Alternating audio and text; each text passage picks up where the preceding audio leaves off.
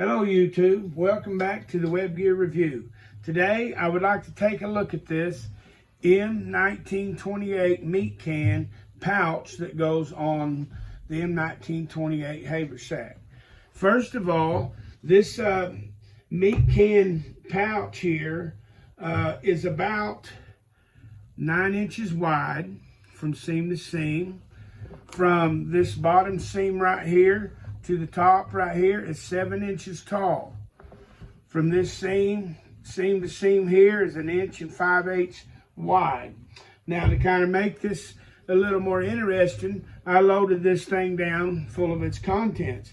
Now, together, this thing with all of its goodies in there weighs about 2 pounds. So as you can see how it would look in there with all the gear in there, you got your mess kit in there, you got your silverware in there. Let's take it out and take a look at this thing.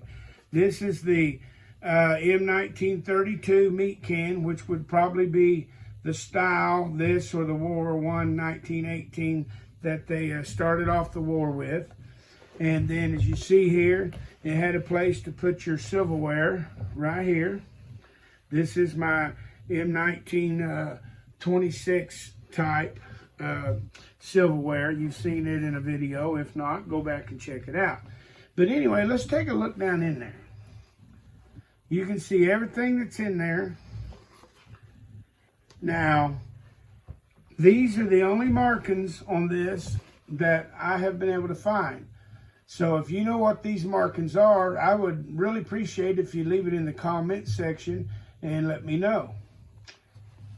Now, the hardware on here is brass painted black.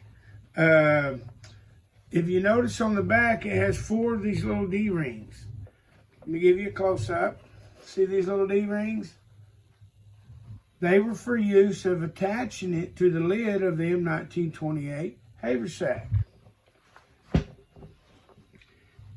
Now, this has the round end, and it has that type of buckle.